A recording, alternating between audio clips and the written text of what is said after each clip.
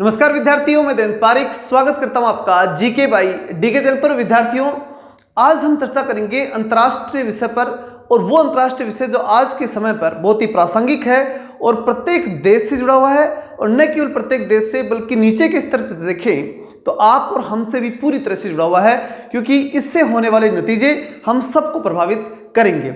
लेकिन यहाँ जो विषय है वो बड़ा महत्वपूर्ण इसलिए है कि जिस प्रकार रूस यूक्रेन पे कार्रवाई कर रहा है, क्या वैसी कार्रवाई भारत भी पीओके में कर सकता है क्या, या पाकिस्तान में वैसे प्रकार की कार्रवाई कर सकता है? कितनी संभावनाएं हैं और किस प्रकार की रणनीति इसमें काम आ सकती है और कितनी सफल हो सकती है, इस चीज पे हम चर्चा करेंगे।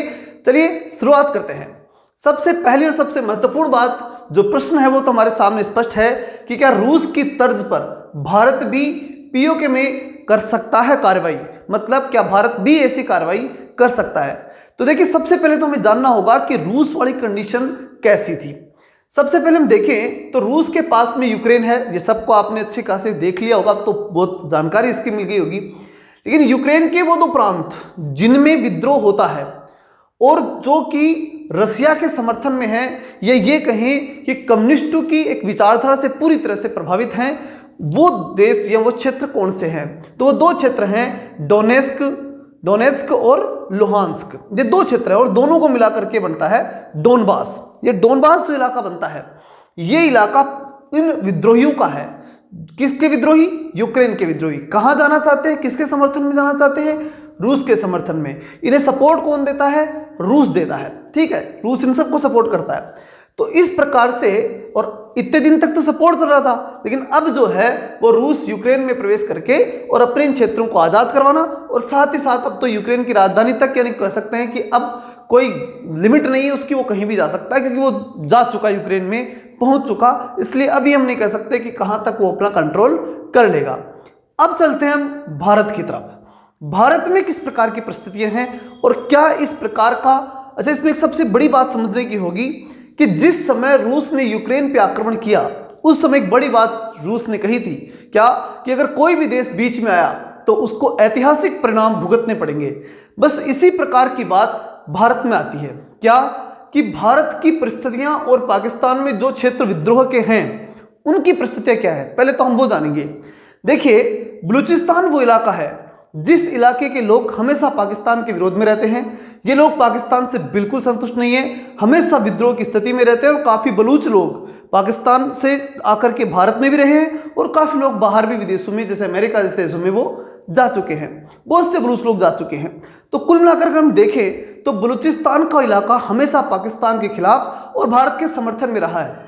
और इसी प्रकार से भारत भी अंतर्राष्ट्रीय स्तर पर यहाँ हर जगह जहाँ हो सकता है, हमने ये भी देखा है कि भारत के प्रधानमंत्री मोदी जी ने लाल किले के ऊपर जो है वहां के भाषण में भी इस प्रकार का उल्लेख किया कि वो लोग जो वहां पीड़ित हैं, या इस प्रकार से कुल मिलाकर इनका वर्णन वहां पर भी उन्होंने किया और उनको सपोर्ट करने की कोशिश लाल किले से भी की थी। तो कहने का मतलब भारत हमेशा इन लोगों की सपोर्ट करता है। अब बात आती है बलूचों की सपोर्ट के साथ साथ हमारा इलाका जो कि पाकिस्तान ने ऑक्यूपाई कर रखी है, मतलब POK, पाक ऑक्यूपाई कश्मीर, उसकी जब हम बात करते हैं तो निश्चित रूप से ये हमारे कंट्रोल में वास्तविक रूप में नहीं है, लेकिन अगर देखे जाए संवैधानिक वैधानिक रूप से हमने इसे अपने कब्जे में कर रखा है। कहने का मतलब कि अंतर्राष्ट्रीय स्तर पे हम साफ कर सकते हैं कि इलाका हमारा है।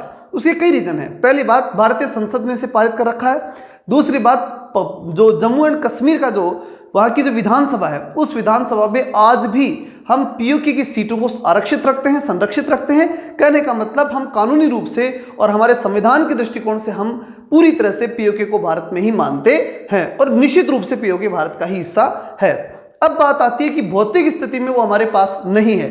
तो अगर भारत इन दोनों को कंट्रोल करना चाहे तो दो परिस्थितियां बनती है। क्या?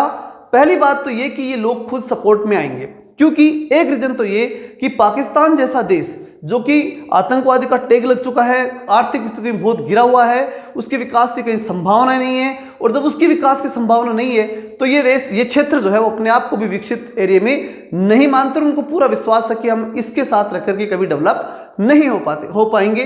इसलिए ये POK हो चाहे बलूचिस्तान वाले लोग हों, ये सब भारत के सपोर्ट में खुद खड़े हो जाएंगे। पहली बात तो ये कि यहाँ की पब्लिक खड़ी हो जाएगी भारत के सपोर्ट में। दूसरी बात, भारत भी वही बात कहेगा जो बात रूस ने कही, क्या कि अगर दुनिया का कोई देश हमारे बीच में आएगा तो वो अपना ऐतिहासिक भूल करेगा और वो ऐतिहासिक परिणाम भुगतने के लिए तैयार रहे। तो निश्चित रूप से एक बात अच्छी तरह समझ लीजिए, दुनिया का कोई भी देश निश्चित रूप से ये पक्की बात है कि वो अपना नुकसान करके किसी दूसरे के मामले में नहीं जाएगा। भारत से दुश्मनी कौन देश लेना चाहेगा, और वो भी किसके लिए? पाकिस्तान के लिए। संभव नहीं है, कोई भी देश नहीं लेना चाहेगा। और सबसे बड़ी बात कि भारत से बहुत बड़े आर्थिक हित पूरे होते हैं, भारत की छवि अंतर्राष्ट्रीय स्तर बहुत प्लस में है, और कुल मिलाकर देखा जाए चारों तरफ से तो रशिया और अमेरिका दोनों जो एक दूसरे के विरोधी हैं वो भी भारत के समर्थन में हमेशा रहते हैं। तो ऐसे कोई ऐसी परिस्थिति नहीं बनती कि पाकिस्तान के समर्थन में कोई देश आएगा। अगर आ सकता है तो चीन आ सकता है, अब चीन भी नहीं आएगा, लेकिन परिस्थिति इसी प्रकार की बनेगी। क्यों? क्योंकि भारत से काफ़ी व्यापार जो है पाकिस्तान के अलावा पाकिस्तान में कोई ज़्यादा बहुत बड़ा व्यापार नहीं हो रहा, लेकिन भारत और चीन का आपस में इतना बड़ा व्यापार है कि वो उसको नुकसान पहुंचा करके पाकिस्तान का सपोर्ट निश्चित रूप से नहीं करेगा। उसका वहां एक हित जरूर है, और वो है वन बेल्ट वन रोड वाला। उसमें भी वो देखेगा कि उसका जो प्लस माइनस करके देखेगा ना, तो भारत से बिगाड़ने में उसको नुकसान ही रहेगा। और हमेशा प्रत्येक देश अपने प्लस माइनस के कारण से ही चलता है। इसलिए पूरी परिस्थिति जब हम देखते हैं तो निश्चित रूप से अगर भारत भी वैसे ही कार्रवाई करता है जैसे कि रूस ने की है, तो सफलता मिलने के पूरे चांस हैं, और दुनिया का कोई भी देश इसमें बीच में नहीं आएगा। अब एक समस्या रह जाती है, वो है परमाणु की जब हम बात करते हैं तो निश्चित रूप से इतनी बात हम कह सकते हैं कि पाकिस्तान भी बात जानता है कि हम अगर इसके ऊपर यानी भारत पे परमाणु हथियार चलाएंगे तो हम भी नहीं बचने वाले। एक छोटे से क्षेत्र के लिए परमाणु हथियारों का उपयोग निश्चित रूप से पाकिस्तान भी नहीं करना चाहेगा, क्योंकि उसे ये पक्का एहसास है कि भारत फिर हमें भी छोड़ने वाला नहीं है। तो इसलिए परमाणु हथियार से डरने की हमें कोई आवश्यकता भी नहीं है। इस सब चीजों को देखते हुए हम देखें तो निश्चित रूप से बहुत ही अच्छी स्थिति में हम रहेंगे।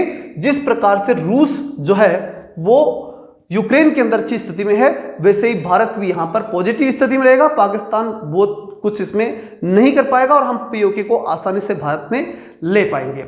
इन्हीं कामनाओं के साथ मिलते हैं नेक्स्ट वीडियो में। तब तक के लिए जय हिंद, जय भारत।